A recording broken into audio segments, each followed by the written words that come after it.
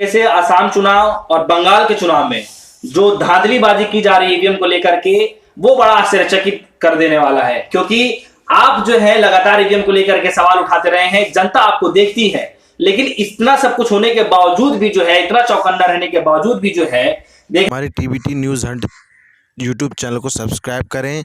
वहाँ पर बहुत ही कम सब्सक्राइबर हैं, तो फेसबुक से वीडियो देख रहे हैं, तो अगर आप हमारे यूट्यूब चैनल को सब्सक्राइब करेंगे तो आपका बहुत बहुत शुक्रिया होगा। टीएन शेषन साहब रहे, उनके बाद में तकरीबन 3 और जो इलेक्शन कमीशन रहे, उन तक वाकई में निष्पक्ष चुनाव इस देश में होते रहे। लेकिन उनके बाद और वर्तमान में जो चुनाव आयोग है, इसके समय में आप निष्पक्ष चुनाव की बात करें, यह तो संभव ही नहीं है। इससे ज्यादा हास्यास्पद और कोई बात हो नहीं सकती। और यह कोई आश्चर्यचकित करने वाली बात नहीं है। यह तो पहले से ही सबको मालूम था। यह बार बार बात कही जा रही थी। मैं लगातार इस बात को कह रहा हूं, बताता रहा हूं कि ईवीएम के विरोध में खुल के जन आंदोलन खड़ा करना पड़ेगा। अफसोस कि कोई सुनने को तैयार नहीं है। अब ये सारी चीजें आ रही हैं कि भाजपा प्रत्याशी की गाड़ी में ईवीएम पकड़ी गई। क्या केवल एक ये सवाल, इसका जवाब दे सकेगा इलेक्शन कमीशन कि ईवीएम की मशीनें इलेक्शन कमीशन के अलावा कहीं और भी कैसे मिल रही है? एक भी अगर मशीन मिलती है तो कैसे मिल रही है? क्या है इसका जवाब? मैं देता हूं इसका जवाब क्या है। इलेक्शन कमीशन नहीं देगा, मुझे मालूम है, क्योंकि इलेक्शन कमीशन तो इस सारे षड्यंत्र में शामिल है। और यह नौटंकी की जा रही है कि 3-4 अधिकारियों को सस्पेंड कर दिया गया, यह कर दिया गया, वहां इलेक्शन दोबारा से कर रहा है। यह सब नौटंकी है, क्योंकि इलेक्शन कमीशन की नीयत ही पहले से जो है खराब है।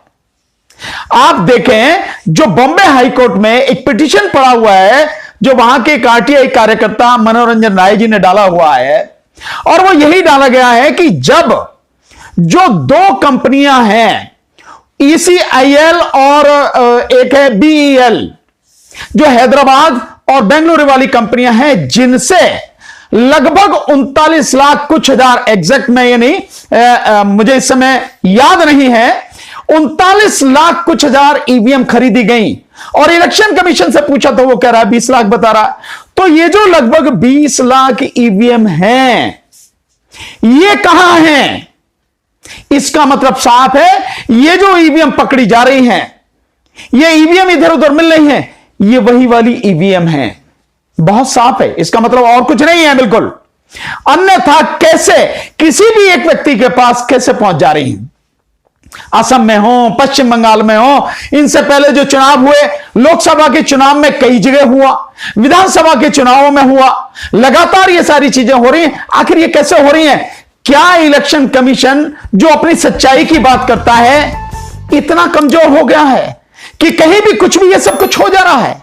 जिस इलेक्शन कमीशन की जिम्मेदारी है कि इस देश में चाहे लोकसभा का चुनाव हो, चाहे विधानसभा का चुनाव हो, पूरी तरह से निष्पक्ष होना चाहिए, क्यों इन बातों को पूरी तरह से सुनिश्चित नहीं कर पा रहा कि free, fair and transparent election हो, कहीं कोई गड़बड़ी ना हो?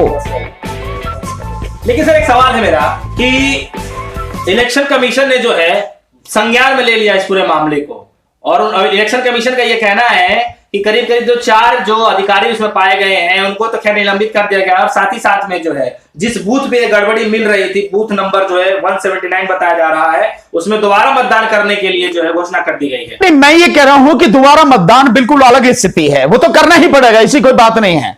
और आपने दिखावे के लिए ये नौटंकी जो आप कर रहे हैं कि आपने 4 अधिकारियों को निलंबित कर दिया, सस्पेंड कर दिया, ये सब नौटंकी है और कुछ भी नहीं है। हकीकत क्या है?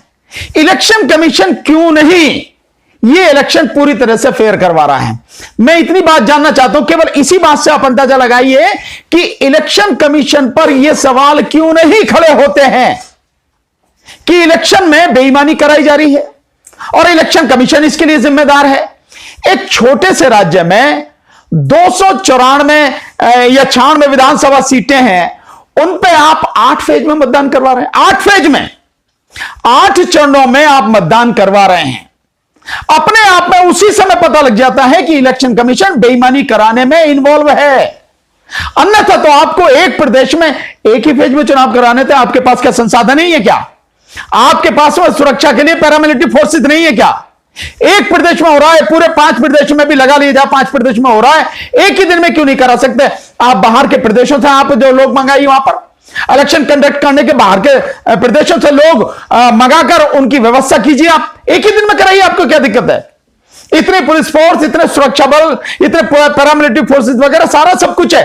तो जब आप 8 फेज में चुनाव करा रहे जो एक फेज में होना चाहिए, उसी समय निश्चित हो गया कि इलेक्शन कमीशन बीजेपी के साथ में मिलके चुनाव में बेईमानी धांधली करना चाह रहा है, और यह सब पश्चिम बंगाल में हुआ है। सर लेकिन इलेक्शन कमीशन तो ये कह रहा है कि जो हमारी गाड़ी जिसमें ईवीएम रखा हुआ था वो गाड़ी खराब हो गई थी, तो उससे लिफ्ट लिया गया था। तो वो सर कंडीशन ये हो गया कि सर उन्हीं की गाड़ी क्यों मिल? ये आप और हम, ये जो, हाँ बस बात यही है।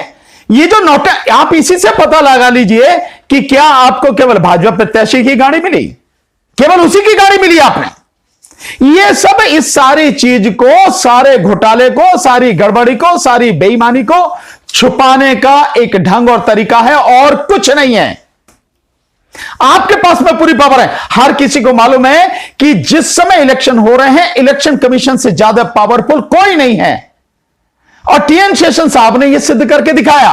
तो जब आपके पास सारी पावर है, आपने डीजीपी को हटाया वहां से, पश्चिम बंगाल से, सारा सब कुछ आप, सारा प्रशासन आपके हाथ में, सब कुछ कंट्रोल आपके हाथ में है। आसाम में वहां सारा कंट्रोल आपके हाथ में, तो फिर कैसे ये पाई जा रही हैं? ये सिर्फ इस घटना को, यानी उस षड्यंत्र का, जैसे एक थोड़ा सा कहे ना कि पर्दा हट गया और पता लग गई कि यह षड्यंत्र हो रहा है, उसको छुपाने का, उसको दबाने का एक सिर्फ एक काम है और कुछ नहीं है। तो सर कैसे जो जनता है वो सोच के रही होगी कि जिस उम्मीदवार को वो जिताना चाहती है वो उसी को जिता रही है, क्योंकि कई जगह तस्वीरें ये भी आ रही हैं कि वोट किसी और को डाले जा रहे हैं, लेकिन वीवीपैट पे जो है लोगों किसी और का निशान। नहीं, देखिए, मैं तो बहुत पहले कह चुका हूं, बहुत सिंपल सा है, एक तरीका समझने की बात है। कोई ना समझे या इसके खिलाफ देश की जनता आंदोलन न करे, तो यह देश की जनता को सोचना है, लोगों को सोचना है, क्योंकि मुझे लगता है अदालतें तो सोच नहीं रही हैं, शासन प्रशासन पूरी तरह से गुलाम बन चुका है और भाजपा सरकार की गुलामी कर रहा है और कुछ नहीं कर रहा है। नहीं तो केवल एक ही चीज इस सारे सिस्टम को ठीक करने के लिए काफी है कि जब इस देश में 50% से ज्यादा लोग, आधे से ज्यादा लोग अनपढ़ हैं और ईवीएम कैसे काम करती है उसे नहीं जानते, और पढ़े लिखे लोग भी नहीं जानते, और साथ में जब जो 2013 में 8 अक्टूबर 2013 को सुप्रीम कोर्ट में जजमेंट दिया, उसके पैरा 27 में जो सुब्रमण्यम स्वामी बनाम इलेक्शन कमीशन ऑफ इंडिया का जजमेंट था, उसमें साफ कहा पैरा 27 में कि ईवीएम से free, fair and transparent election नहीं हो सकता। तो आप, ये बहुत ही एक, मतलब आप कहेंगे कि इससे ज्यादा साफ सुथरी कोई बात और हो नहीं सकती है। आप देखें कि 2 मशीनें इस्तेमाल कर रहे हैं, दूसरी मशीन में भी गड़बड़ की बात आ रही है, और पहली मशीन में ईवीएम में गड़बड़ी, उसके विषय में जो है सुप्रीम कोर्ट ऑलरेडी एक्सेप्ट कर चुकी है। तो आप गलत मशीनों के माध्यम से, और इस देश की उस आबादी को जो अनपढ़ है इतनी, जिसे मालूम नहीं है, पढ़े लिखे लोगों को भी ईवीएम के सिस्टम कैसे काम करता है ये मालूम नहीं है, आप ईवीएम से चुनाव कराने बंद नहीं कर रहे हैं, और पब्लिक भी इसके खिलाफ सड़क पर आंदोलन नहीं कर रही है। तो ये चीजें तो होती रहेंगी, ये चीजें रुकने वाली नहीं है।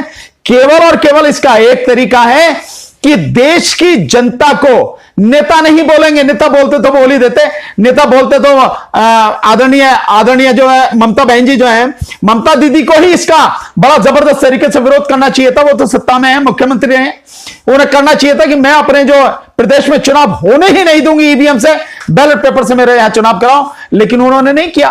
तो वो नहीं बोल रहे और पार्टियां नहीं बोल रही, तो क्या होगा? जनता को करना पड़ेगा, क्योंकि अगर बेईमानी से कोई सरकार चुनेगी तो सबसे बड़ा नुकसान केवल और केवल जनता का है। जनता को ही अपनी लड़ाई लड़नी पड़ेगी, जनता को ही विपक्ष का काम करना पड़ेगा, जनता को ही सड़क पे आना पड़ेगा, और सड़क पे आकर इस ईवीएम को खत्म कराना पड़ेगा। जब तक नहीं आओगे ईवीएम खत्म नहीं होगा, और यह बेईमानी इसी तरह से होती रहेगी। जिस तरीके से ये अधिकारी अब सस्पेंड करे हैं, जो भी उसमें पाए गए हैं, लिंक पाए गए हैं ईवीएम को लेकर, अगर इसी चीज को हम देश की जनता या कोई भी सुप्रीम कोर्ट के पास जाए तो क्या सुप्रीम कोर्ट से न्याय मिलेगा? नहीं, सुप्रीम कोर्ट तो सीधा कह देगी ठीक है, उन्हें सस्पेंड तो कर दिया, और क्या होना चाहिए भाई? उनकी तरफ से डिपार्टमेंटल एक्शन लिया जा रहा, बहुत सीधा से कह के चुप बच जाएगी, और है भी यही तरीके। जबकि होना यह चाहिए कि सस्पेंड नहीं करना, ऐसे लोगों को सर्विस से पूरी तरह से बर्खास्त करना चाहिए और इनके खिलाफ एक एफआईआर दर्ज होनी चाहिए और कड़ी कानूनी कार्रवाई होनी चाहिए, इन्हें जेल भेजा जाना चाहिए, होना यह चाहिए। लेकिन कहीं कुछ हो नहीं रहा है। सुप्रीम कोर्ट पूरे चुनाव को रद्द नहीं कर सकती? नहीं, पूरे चुनाव को रद्द कैसे करेगी सुप्रीम कोर्ट? वो तो कह देगी कि भैया ये तो जो है केवल एक उसका है और ये डिपार्टमेंटल इंक्वायरी हो और इनको सस्पेंड कर दिएगा।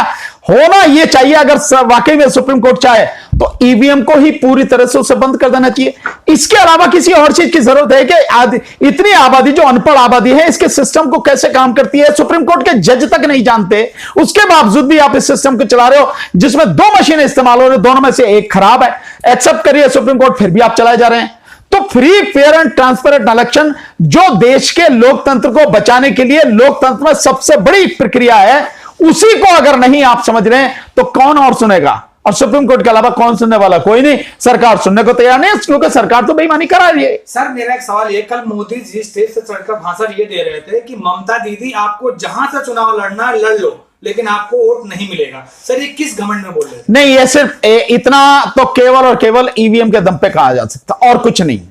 ठीक है सर, एक आखिरी सवाल है मेरा आपसे कि आप लगातार ईवीएम का जो है संघर्ष आप करते रहे, ईवीएम की लड़ाई आप लड़ते रहे कि ईवीएम को बंद करा देना चाहिए, बैन करा देना चाहिए, लेकिन जिस तरीके से हमने जो देखा कि बिहार चुनाव का जो हमने पूरा रूपरेखा देखा, उसके बाद बंगाल चुनाव देख रहे हैं, असम चुनाव देख रहे हैं, तो कैसे देख रहे हैं कि लगातार जो है जो भी ईवीएम की गड़बड़ी आ रही है वो सामने आ रही है? आपका क्या राय है, कैसे आप आगे से संघर्ष करने वाले हैं? क्या आपकी जो लड़ाई है ईवीएम को लेकर के किस तरीके से तेज होने वाली है, कैसे करने वाले? नहीं, बिल्कुल निश्चित रूप से ईवीएम के विरोध में लड़ाई बिल्कुल तेज होगी और हम पूरे देश में जन आंदोलन खड़ा करेंगे, राष्ट्रव्यापी आंदोलन शुरू करने जा रहे हैं, बहुत जल्दी ही करेंगे।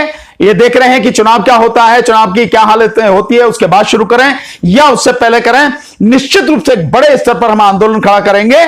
और हमें मालूम है और हम जानते हैं कि देश के लोकतंत्र को बचाना है, देश के संविधान को बचाना है, तो बेईमानी के दम पर ईवीएम में घोटाला करके जीतकर आई हुई सरकारों को उखाड़ के फेंकना पड़ेगा, सत्ता उनके हाथों से छीननी पड़ेगी और इसके लिए जन आंदोलन खड़ा करना पड़ेगा और ईवीएम को बंद कराना पड़ेगा। लेकिन सर सत्ता उनके हाथ में है, सरकार उनकी है, कैसे आप कर पाएंगे ये चीज? मैं समझता हूं जनता जब खड़ी होती है उसके सामने किसी की नहीं बात चलती है।